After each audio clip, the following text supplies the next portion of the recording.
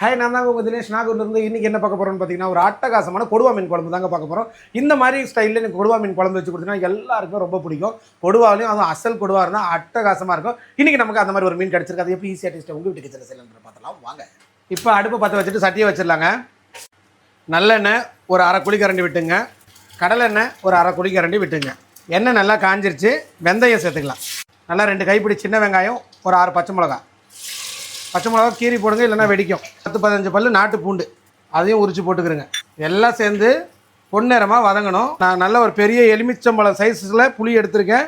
அதை நல்லா கரைச்சி ஒரு கிண்ணம் தண்ணியாக கரைச்சிக்க போகிறேன். ஒரு 4 பழம் மீடியம் சைஸ் தக்காளியை மிக்ஸி ஜாரில் போட்டு அரைச்சிங்க. அரைச்ச தக்காளியை இந்த புளி தண்ணியிலே சேர்த்துடலாம்.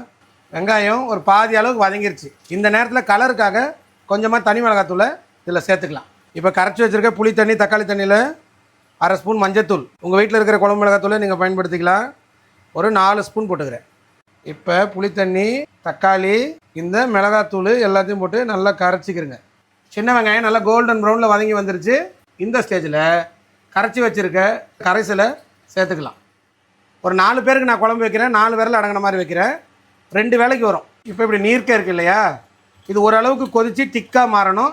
10 நிமிஷம் எடுக்கும். அது வரையும் நல்லா கொதிக்கிட்டுங்க. நல்லா மூடியை போட்டு விடுங்க. ஒரு 10 நிமிஷம் நல்லா கொதிக்கிட்டோம். அப்புறம் திறந்துடலாம். சீக்கிரமாக கொதி வரும். நல்லா பச்சை வாசம் போகிற அளவுக்கு கொதித்த பின்னாடி ஒரு தேங்காயில் எடுத்த திக்கான பாலை சேர்த்துங்க. இதுவும் சேர்ந்து இன்னொரு 5 நிமிஷம் கொதிக்கிட்டோம். இப்போ தேங்காய் பால் ஊற்றிட்டோம். குழம்பு கொதிக்க ஆரம்பிச்சிருச்சு.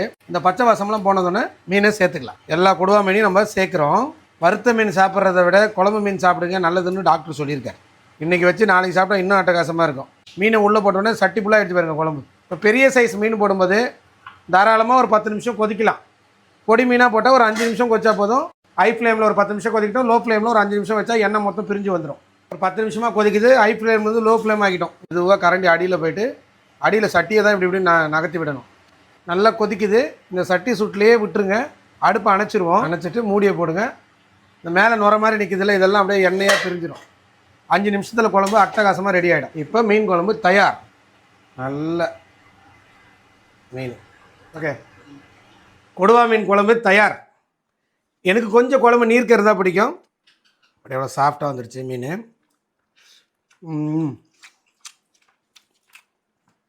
சாப்பிட்டுக்கிட்டே இருக்கலாம். அப்படி ஒரு ருசி. குழம்பு அவ்வளோ அட்டகாசமாக இருக்குது. இன்றைக்கி விட நாளைக்கு இது இன்னும் டாப்பாக இருக்கும். ஆக்சுவலாக அது நாளைக்கு மதியத்துக்கு தான் பண்ணி வச்சுருக்கேன். இப்போ நான் உங்களுக்கு சாப்பிட்டு காமிட்டுங்கிறனால சாப்பிட்டேன். ரொம்ப நல்லாயிருக்கு. நான் இப்பயும் சாப்பிடுவேன், நாளைக்கு சாப்பிடுவேன். தேங்க்யூங்க. தேங்க்யூ ஸோ மச் ஃபார் வாட்சிங். நீங்களும் செஞ்சு சாப்பிட்டு பார்த்துட்டு எப்படி வந்துன்னு கமெண்ட் பண்ணுங்கள். பை.